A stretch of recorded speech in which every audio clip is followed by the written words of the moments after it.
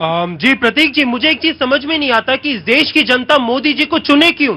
इसलिए चुने कि आप इंदौर में जाके, जो मध्य प्रदेश का इंदौर है, वहां पे जो पानी की वजह से है, लोग बाग बच्चे मर जाए वहां पे। इसलिए चुने कि उत्तर प्रदेश राजस्थान में जो है वहां पे कफ सिरप की दवाई से बच्चे मर जाए। इसलिए चुने कि हरियाणा में आप 10,000 स्कूलों को बंद कर दें। दिल्ली में आपने जो है वादा किया था कि आप यमुना को साफ करेंगे, प्रदूषण को आप दूर करेंगे।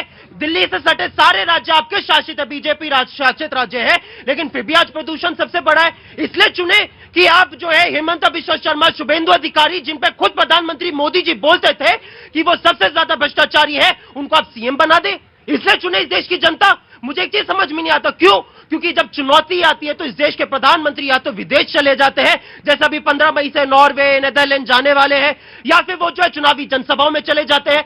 हम वेस्ट एशिया कॉन्फ्लिक्ट पे काफी टाइम से चर्चा कर रहे हैं, मैं आपके चैनल पे कई बार आया हूं।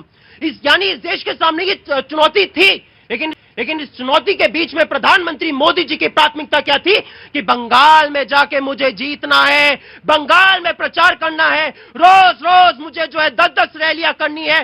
कल उन्होंने 6 बजे लोगों को कहा कि भैया पेट्रोल डीजल बचा लेना, पेट्रोल डीजल की खपत करनी है, और 8 बजे सूरत में जाके रोड शो कर रहे हैं।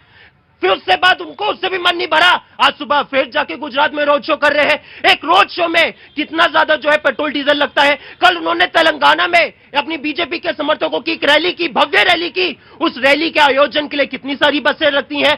आप बताइए, अगर पेट्रोल डीजल की खपत जो भी चल रही है अभी कमी है, तो क्या ये रैली आपको चुनौती तुम्हारा बच्चा देता है? झूठ मत बोले, पहले बताओ राहुल गांधी जी का एक ट्वीट, उनका एक वीडियो, जब उन्होंने कहा, यहाँ पे बताइए बीजेपी की जो सरकार है बहुत ही ज्यादा जो है कहते हैं ना, एक प्रकार से बेशरम है। मैं इसलिए कह रहा हूं, आप यहाँ पे कहते हैं आप इस देश की गरीब जनता से कहते हैं सोना मत खरीदना 1 साल, लेकिन सच्चाई क्या है कि 2024 में जब मोदी जी कह रहे थे ये कांग्रेस की सरकार आएगी, आपका मंगलसूत्र छुड़ा ले जाएगी।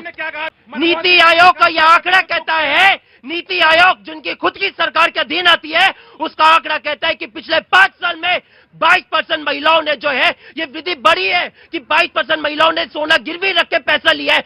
आपने सोना लेने लायक उनको बनाया? मैं कह रहा हूं, पहली बात तो ये खुद आपको देख लीजिए, इसमें खुद लिखा हुआ है कि नीति आयोग के हिसाब से 5 साल में हर साल जो है 22% जो है सोना जो है महिलाओं ने गिरवी रखा है। लेकिन एक बात, जो आप यहाँ पे 6 लाख करोड़ का आंकड़ा बता रहे हो, वादा करो कि इससे आप विधायकों को नहीं खरीदोगे, चुनी हुई सरकारों को नहीं गिराओगे, क्योंकि आपका इतिहास तो यही है कि चुनी हुई सरकारों को गिराने का काम आपका रहा है। लेकिन एक बात मैं और कहना चाहूंगा, आपने यहाँ पे